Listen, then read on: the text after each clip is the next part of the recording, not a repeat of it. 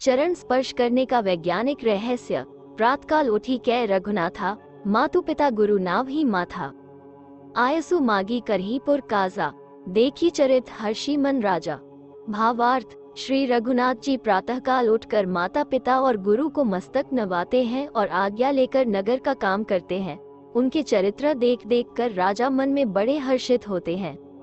Hello hi कहने से आधुनिक और स्मार्ट होने का कितना ही गर्व महसूस होता हो आपको, लेकिन प्रणाम में जैसी आश्वस्तता प्रतीत होती है वो अद्भुत अलौकिक है और लगता है कि भीतर ऊर्जा का उफान उठ रहा है जो भाव, बोध और मस्तिष्क में रहने वाले बुद्धि का अतिक्रमण करते हुए ऊपर ही ऊपर फैलता जा रहा है। झुककर या हाथ मिलाकर अथवा गले लगकर किसी का अभिवादन करने से आपसी संबंध तो प्रगाढ़ हो सकते हैं तथा व्यक्ति के सभ्य सुसंस्कृत होने की छवि भी बनती है, लेकिन झुककर अभिवादन करने का अलग ही महत्व है।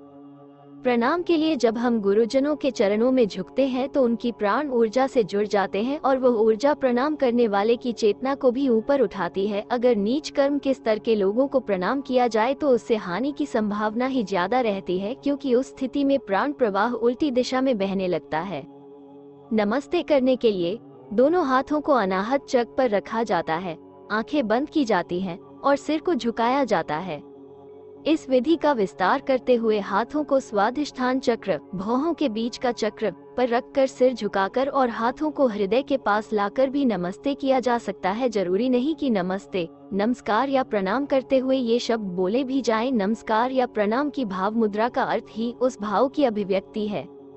आपने देखा होगा जो वास्तव में उच्च कोटि का तपस्वी या साधक है अपने चरणों का स्पर्श क्यों नहीं करने देता है, क्योंकि उसकी संचरित प्राण ऊर्जा कहीं आप में न समा जाए, क्योंकि साधक ने ये ऊर्जा अपने तप और साधना से अपने अंदर समाहित की है। यदि वास्तविक श्रेष्ठ साधक या तपस्वी चाहे तो अपने शिष्य को सिर्फ एक ही पल में शक्तिपात द्वारा अपने जैसा योग्य बना सकता है और अपने द्वारा प्राप्त की गई सभी सिद्धियों एक पल में दे सकता है।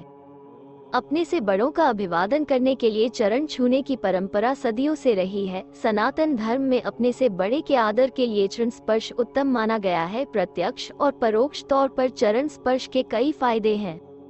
चरण छूने का मतलब है पूरी श्रद्धा के साथ किसी के आगे नतमस्तक होना। इससे विनम्रता आती है और मन को शांति मिलती है। साथ ही चरण छूने वाला दूसरों को भी अपने आचरण से प्रभावित करने में कामयाब होता है। हर रोज बड़ों के अभिवादन से आयु, विद्या, यश और बल में बढ़ोतरी होती है।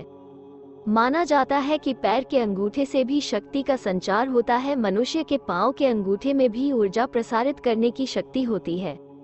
मान्यता है कि बड़े बुजुर्गों के चरण स्पर्श नियमित तौर पर करने से कई प्रतिकूल ग्रह भी अनुकूल हो जाते हैं। प्रणाम करने का एक फायदा यह है कि इससे हमारा अहंकार कम होता है। इन्हीं कारणों से बड़ों को प्रणाम करने की परंपरा को नियम और संस्कार का रूप दे दिया गया है।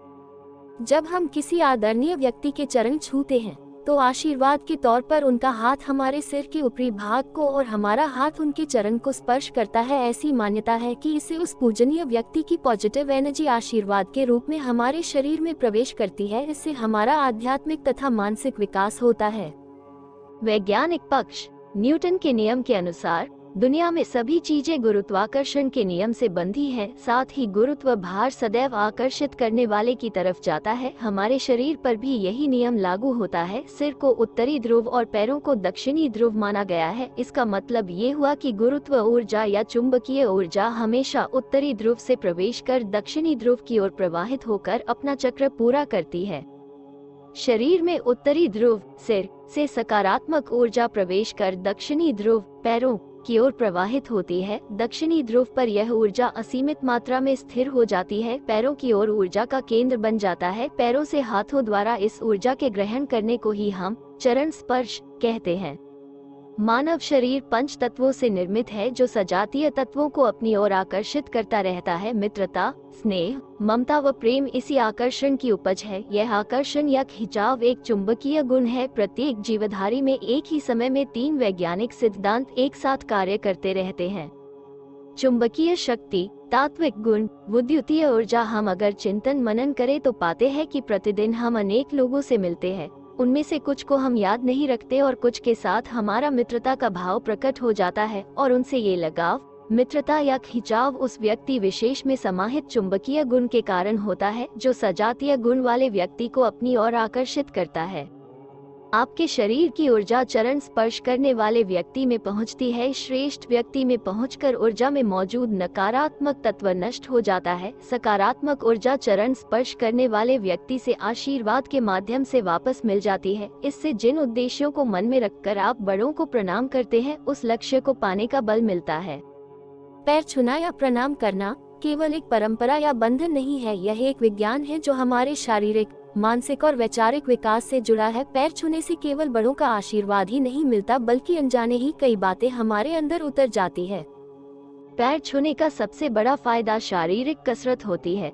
3 तरह से पैर छुए जाते हैं। पहले झुककर पैर छूना, दूसरा घुटने के बल बैठकर तथा तीसरा साष्टांग प्रणाम। झुककर पैर छूने से कमर और रीढ़ की हड्डी को आराम मिलता है। दूसरी विधि में हमारे सारे जोड़ों को मोड़ा जाता है, जिससे उनमें होने वाले स्ट्रेस से राहत मिलती है।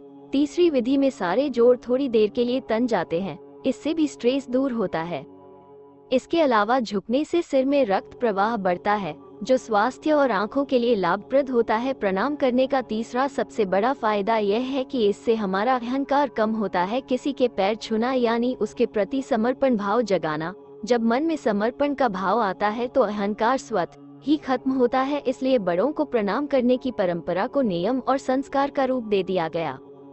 प्रत्येक रोज प्रातःकाल में और किसी भी कार्य की शुरुआत से पहले हमें अपने घर के बड़े बुजुर्गों के, माता पिता के चरण स्पर्श अवश्य करने चाहिए।